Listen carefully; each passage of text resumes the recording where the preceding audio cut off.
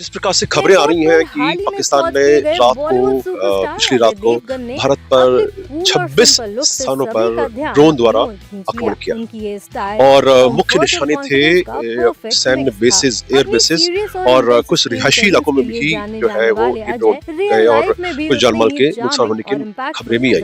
हालांकि इसमें से हर एक ड्रोन को निष्क्रिय किया गया।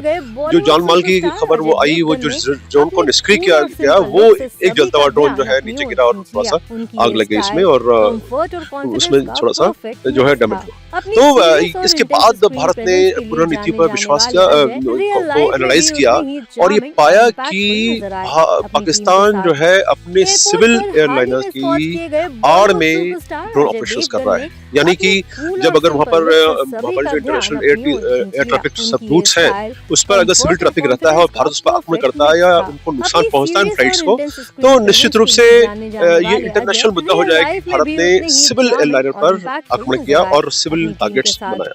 तो ये एक बहुत बड़ा जो है पेचीदा मामला था, जिसको मद्देनजर रखते हुए ये सोचा गया कि किस प्रकार से हम करें। और दूसरी बात जो देखी गई कि जो ड्रोन आ रहे थे उनके अंदर कोई पे लोड नहीं था, यानी कि वो केवल मात्र न्यूसेंस वैल्यू के लिए भेजे गए थे, लो कॉस्ट ड्रोन्स। हमने जब आक्रमण किए तो पाकिस्तान के 5 एयर बेसिस पर जो है हमला किया। नूर खान जो कि रावलपिंडी के पास में वीवीआईपी स्क्वाड्रन है वहाँ पर, और जनरल GHQ है, जनरल हेडक्वार्टर है पाकिस्तान आर्मी का, बहुत ही नाजुक स्थान है और वीवीआईपी लोग वहाँ रहते हैं।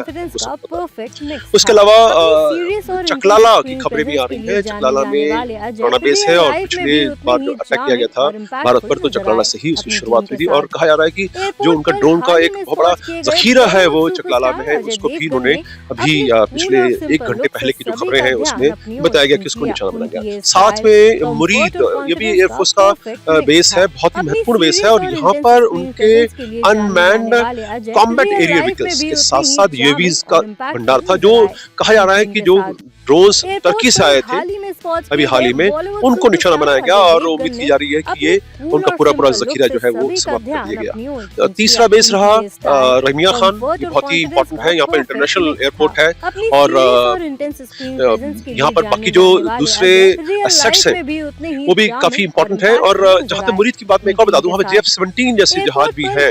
और चौथा बेस था चकवाल के पास जो बेस था, उसको पर जो आक्रमण किया गया उसमें वहाँ पर वीआईपी स्क्वाड्रन्स हैं, उनके एयर टू रिफ्यूलर्स बना है। तो ये बताता है कि किस प्रकार से हमने उनके एयर बेसेस को हमने टारगेट किया। देखिए ध्यान रहे, हमने शांति के साथ जो है केवल आतंकवादी ठिकानों पर हमला किया, उन्होंने बाद में हमारे एयर बेसेस पर हमला किया, उसको भी हमने इग्नोर किया। लेकिन जब दोबारा एयर बेसेस पर हमला हुआ तो हमें ये मजबूरन उनके ऊपर अटैक करना पड़ा ताकि वो जो मारक क्षमता है उस पर जो है कुठाराघात हो और वो हम पर अटैक न कर पाए।